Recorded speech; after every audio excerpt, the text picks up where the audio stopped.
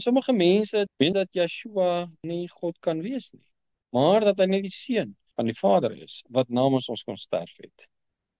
Hy is net ons oudste broer. Weer eens, skrif verklaar skrif. Die antwoordelik kom uit die skrif uit. Johannes 1 vers 1, baie bekende gedeelte. Yeshua is die skepper, en God is die skepper. So Yeshua is dan God. Ons het nou die vorige vers uitgelees, dat Vader sê, ek het geskape, ek het gemaak.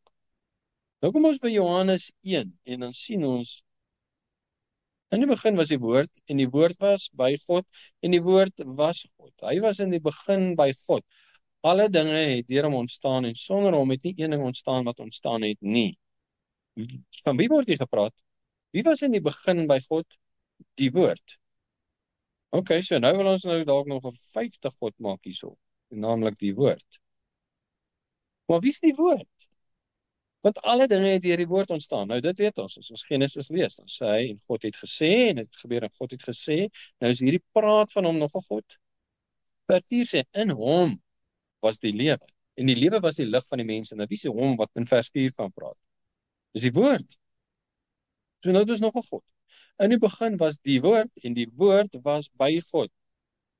In hom, die woord, was die lewe. Nou, kyk wat gebeur. Ons raak verstrengel in ons eie gedagtes. So is die woord die Bybel? Is die Bybel nog 'n God?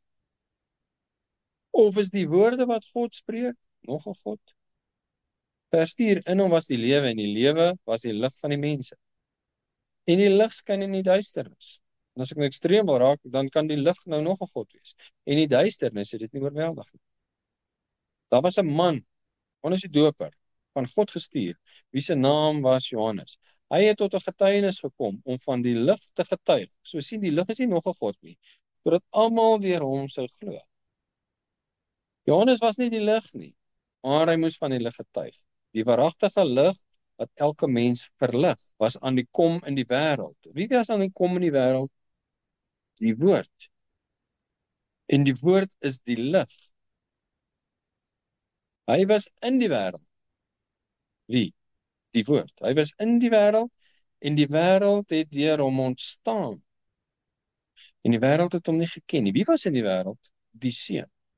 Jy kon hom sien, jy kon aan hom vat, jy kon na hom luister, jy kon met hom praat, hy sal met jou teruggepraat het. Dis die seun. Hy was in die wêreld, en die wêreld het deur hom ontstaan. En die wêreld het hom nie geken nie. Nou sê Genesis 1 vers 1, in die begin het God die hemel en die aarde geskape, en die wêreld het deur Yeshua ontstaan. In die begin het Yeshua die hemel en die aarde geskape. En nou, ek weet nie wie van julle weet van die kerkgroep Jesus Only. Hulle het nou weer oorgehaal na die ander kant toe.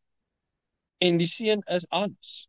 Want in die begin het die seun die hemel en die aarde geskape. So daar's nie 'n Vader nie, daar's nie God nie. Die seun en die Vader is dieselfde God. Daar is net een God. En alles het deur hom ontstaan. En hy is die lig wat in die wêreld sou kom. Daar is net een God. Daar is nie drie wat een God is nie. Daar is een God. Yeshua is die Vader, en die Vader is Yeshua. Jesaja 9 vers 5 is die profesie van die lig wat op pad is. Van die seun wat op pad is. Hy sê, want 'n kind is vir ons gebore. 'n Seun is aan ons gegee. En die heerskappy is op sy skouers. Hy gaan oor die hele aarde kom regeer. En hy word genoem. Ok, nou hier is die seun.